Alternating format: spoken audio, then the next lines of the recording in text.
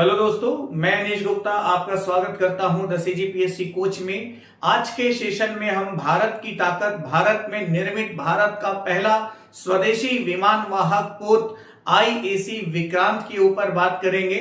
विक्रांत शब्द का अर्थ होता है बहादुर, जिसे युद्ध में हराया ना जा सके, और इस शब्द की उत्पत्ति भगवत गीता के पहले अध्याय के 6वें श्लोक में होती है, जहां पर पांडव सेना के सेना नायकों की बहादुरी का जिक्र है। ठीक है, तो आज के सेशन में हम आईएसी विक्रांत के ऊपर डिटेल में बात करेंगे। आईएसी विक्रांत भारत का पहला स्वदेशी विमान वाहक पोत है। क्योंकि स्वदेशी पहला विमान वाहक पोत है, इसलिए महत्वपूर्ण हो जाता है। इसके अलावा एक और विमान वाहक पोत आईएनएस विक्रमादित्य जो है वो भी भारत में है। तो भारत के पास अब 2 विमान वाहक पोत हो गए। तो सबसे पहले हम जानेंगे क्या आईएसी विक्रांत जो 2 सितंबर 2022 को जिसका जलावतरण हुआ, जिसका समर्पण हुआ भारतीय नौसेना को, सबसे पहले हम इसकी कुछ विशेषताओं के बारे में बात करेंगे, जो कि एग्जामिनेशन पॉइंट ऑफ व्यू से भी महत्वपूर्ण हो जाता है और स्टेटमेंट वगैरह के माध्यम से प्रश्न को अप्रत्यक्ष या प्रत्यक्ष तरह से आपके एग्जाम में जरूर इसको शामिल किया जा सकता है। इसलिए पूरे सेशन को ध्यान से सुनिए, और यदि आपने द सीजीपीएससी कोच चैनल को सब्सक्राइब नहीं किया है तो उसको जरूर सब्सक्राइब करें। तो आईएसी विक्रांत की कुछ विशेषताओं के बारे में हम बात करें तो पहले तो आपको यह ध्यान में रखना है कि पहला स्वदेशी विमान वाहक पोत है, जिसका समर्पण 2 सितंबर 2022 को, कब? 2 सितंबर 2022 को हुआ। कहां से? कोची शिपयार्ड लिमिटेड, यहीं से इसका निर्माण हुआ है, यहीं पर इसका निर्माण हुआ है और यहीं से इसका जलावतरण हुआ है। ठीक है, कोची शिपयार्ड लिमिटेड ये कौन से राज्य में है? तो ये भारत के केरल राज्य में है, ये ध्यान रखिएगा। आईएसी विक्रांत जो है भारतीय नौसेना की ताकत को कई गुना बढ़ाकर इसे आक्रामक और रक्षात्मक क्षमताओं में मजबूत करेगा। और विक्रांत की जो लंबी दूरी की सामरिक वायु शक्ति है, ये पूरे के पूरे हिंद महासागर क्षेत्र को सुरक्षित करती है। फर्स्ट रिमाइंडर के रूप में भारत की स्थिति को आईएसी विक्रांत मजबूत करेगा। और इसी के साथ आईएसी विक्रांत के निर्माण के कारण भारत का नाम उन चुनिंदा देशों में शामिल हो गया जो विमान वाहक पोत बनाने की क्षमता रखते हैं, निर्माण करने की, उसको डिजाइन करने की क्षमता रखते हैं। इवन ये भी बताया जा रहा है कि आईएसी विक्रांत जो है वो विश्व के पहले 10 शक्तिशाली विमान वाहक पोतों में शामिल है। ठीक है, आईएसी विक्रांत की जो गति है वो 28 नॉट, 28 समुद्री मील, जो कि 52 किलोमीटर प्रति घंटे के बराबर होती है। ये जरूर आपको याद रखना है। आईएसी विक्रांत के अलावा आईएनएस विक्रमादित्य एक और विमान वाहक पोत है। तो ये ध्यान में रखिएगा कि भारत के पास भारतीय नौसेना के अंतर्गत 2 विमान वाहक पोत हैं, एक आईएनएस विक्रमादित्य है और एक आईएसी विक्रांत है, जिसका समर्पण 2 सितंबर 2022 को हुआ है। किसके द्वारा? माननीय प्रधानमंत्री नरेंद्र मोदी जी के द्वारा। ठीक है, फिर इसमें देखें आईएसी विक्रांत में कितने विमान वगैरह आ सकते हैं। तो आईएसी विक्रांत में 30 फाइटर जेट विमान के साथ हेलीकॉप्टर्स वगैरह भी आ सकते हैं। ठीक है, और इसको जो है वारशिप, इसका जो युद्धपोत को वारशिप डिजाइन ब्यूरो द्वारा डिजाइन किया गया है, ये ध्यान में रखिएगा। आईएसी विक्रांत को वारशिप डिजाइन ब्यूरो द्वारा डिजाइन किया गया है और यह भारत के पत्तन पोत परिवहन और जल मार्ग मंत्रालय के अधीनस्थ कोची शिपयार्ड लिमिटेड द्वारा निर्मित किया गया है। तो किस मंत्रालय के अधीन? पत्तन पोत परिवहन और जल मार्ग मंत्रालय, भारत सरकार।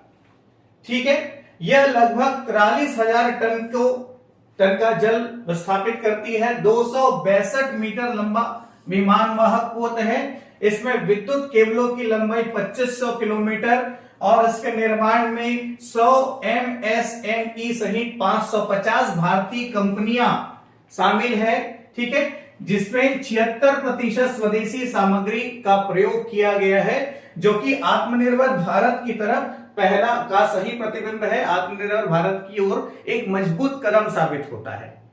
ये 2 सितंबर 2022 को जिस आईएसी विक्रांत का समर्पण हुआ, जलावतरण हुआ, उसके बारे में हमने बात की। लेकिन कुछ महत्वपूर्ण जानकारी आपके लिए यह भी है कि 1961 में ब्रिटिश रॉयल नेवी द्वारा INS Vikrant, INS Indian naval ship, ठीक है, तो आईएनएस विक्रांत जो है ब्रिटिश रॉयल नेवी द्वारा खरीदा गया था।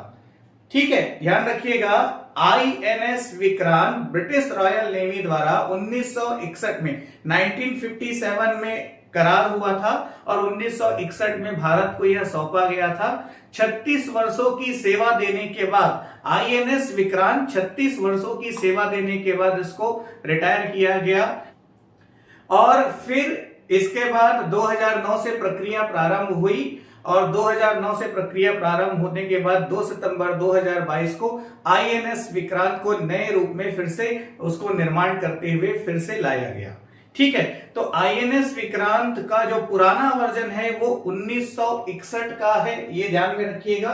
तो यहां पर थोड़ा सा कंपैरेटिव स्टडी हम करें, दोनों में तुलनात्मक अध्ययन करें तो कुछ और महत्वपूर्ण चीजें आपके सामने स्पष्ट होंगी जिसको बताना मैं थोड़ा जरूरी समझता हूं। ठीक है, पहले तो ध्यान देंगे ध्येय वाक्य। तो जो 1961 का आईएनएस विक्रांत है और 2022 का जो आईएनएस विक्रांत है, दोनों का ध्येय वाक्य जो है वो सेम है। इसका जो ध्येय वाक्य है जयम सम युधिष्ठिरम, यह जो है ऋग्वेद के ऋचा मंत्र से लिया गया है, जिसका अर्थ होता है जो मुझसे युद्ध करेगा उसे मैं पूरी तरह से पराजित कर दूंगा। इसका अर्थ होता है जो मुझसे युद्ध करेगा उसे मैं पूरी तरह से पराजित कर दूंगा। ठीक है, तो डायग्राम में देखेंगे 1961 का जो आईएनएस विक्रांत है, तो ये 1961 के आईएनएस विक्रांत का डायग्राम है, उसका पिक्चर है, और ये जो है 2022 के आईएसी विक्रांत का पिक्चर है। ठीक है, इसमें कुछ कंपैरेटिव स्टडी के पॉइंट ऑफ व्यू से हम देखें तो आईएनएस विक्रांत जो है, तो आईएसी विक्रांत जो है वो आईएनएस विक्रांत से दुगना बड़ा है। आईएनएस विक्रांत का डिस्प्लेसमेंट 16,000 टन और 700 फीट लंबा था, जबकि आईएसी विक्रांत का डिस्प्लेसमेंट 45,000 टन और 862 फीट लंबा है। ठीक है, तो लगभग उससे दुगना बड़ा है और इसकी जो वेलोसिटी है समुद्र में, इसका जो वेग है जिसको आप नॉट से कंपेयर करते हैं तो 28 नॉट, मतलब कि आईएसी विक्रांत जो है 56 किलोमीटर प्रति घंटे की गति से समुद्र पर गति करता है। पुराना जो आईएनएस विक्रांत था उसमें 40,000 हार्स पावर की ताकत 40,000 हार्स पावर का करंट पावर था, जबकि जो आईएसी विक्रांत है उसमें 1,10,000 हार्स पावर की ताकत है।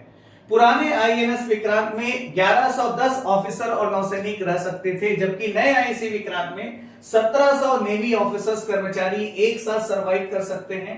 पुराने आईएनएस विक्रांत में अस्पताल नहीं था, हॉस्पिटल नहीं था, लेकिन जो नया आईएसी विक्रांत है उसमें 16 बेड का अस्पताल है।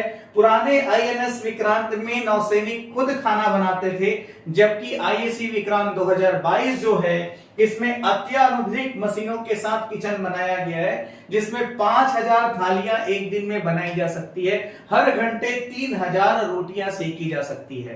कहीं ना कहीं जो आधुनिकीकरण की हम बात करें रक्षा क्षेत्र में, तो इसका ज्वलंत बहुत ही प्रत्यक्ष उदाहरण है और भारत ने विश्व में बहुत अच्छी स्थिति को परिलक्षित किया है आईएसी विक्रांत के माध्यम से।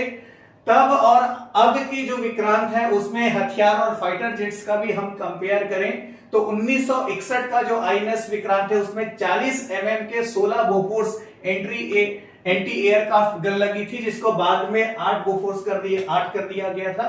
ठीक है, इस पर Hawker Sea Hawk, Sea Harrier fighter jet तैनात थे और Breguet Alize BR 1050 anti submarine aircraft जो था वो इसमें तैनात था। ठीक है, और इसके साथ अधिकतम 23 फाइटर प्लेन जो है पुराने आईएनएस विक्रांत में आ सकते थे, जबकि आईएसी विक्रांत नया जो है इसमें MiG-19 के लड़ाकू विमान 10 कमोव हेलीकॉप्टर के साथ 30 फाइटर प्लेन और हेलीकॉप्टर इसमें आ सकते हैं।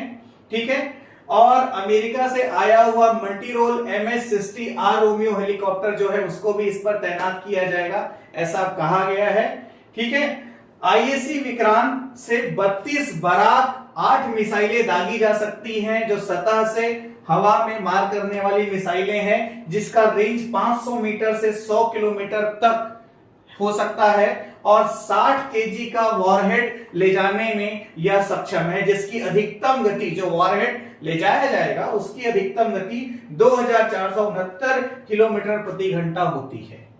ठीक है, इसके अलावा IAC विक्रांत में 4 ऑटो ब्रेटा 76 mm के ड्यूल पर्पस कैनन लगे हैं। ये 360 घूमकर 76.2 मिलीमीटर कैलिबर की रिमोट से चलने वाला तोप है।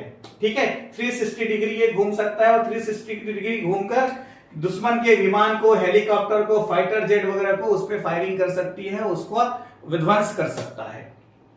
ठीक है, इसके अलावा इसमें जो मशीन गन लगा हुआ है तो 10,000 राउंड प्रति मिनट की दर से ये मशीन गन फायरिंग कर सकती है। INS विक्रांत और IAC विक्रांत की रेंज और रडार सिस्टम की हम बात करें तो INS विक्रांत जो था वो 26 किलोमीटर प्रति घंटा की रफ्तार से चलते हुए 22,000 किलोमीटर तक जा सकता था, और यदि 43 किलोमीटर प्रति घंटा 43 किलोमीटर पर आवर की वेग से चले तो फिर 11,500 किलोमीटर की रेंज मिलती थी, जबकि IAC विक्रांत जो है 56 किलोमीटर प्रति घंटे की रफ्तार से 15,000 किलोमीटर की यात्रा कर सकता है।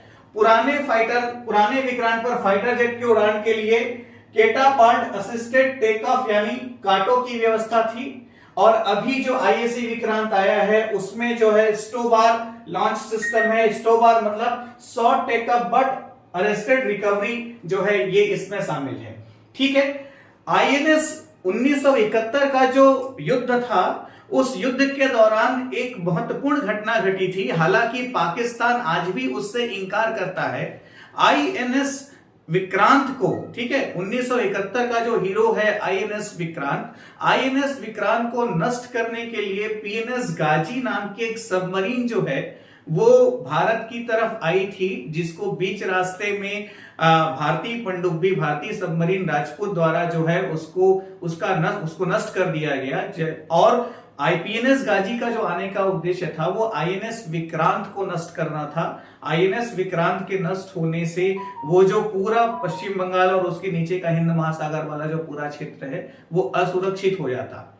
ठीक है, हालांकि जो सबमरीन राजपूत जो है उसकी वजह से पाकिस्तान अपने मंसूबों में कामयाब नहीं हो पाया, पर दूसरी बात यह है कि पाकिस्तान ने इस तथ्य को कभी भी नहीं स्वीकारा है, जबकि भारतीय नौसेना इसका दावा करती है। इस पर मूवीज वगैरह भी बने हुए हैं। तो अब जो INS विक्रांत रिटायर हुआ था वह वापस 2 सितंबर 2022 से भारतीय नौसेना में सेवा देने के लिए आ चुका है। हम सभी के लिए हर्ष और उल्लास का विषय है। भारत की नौसैनिक ताकत में बहुत बड़ी मात्रा में वृद्धि हुई है। हिंद महासागर वाला जो पूरा क्षेत्र है वो भारतीय नौसेना के INS विक्रांत द्वारा अब ज्यादा अच्छे से सुरक्षित होगा।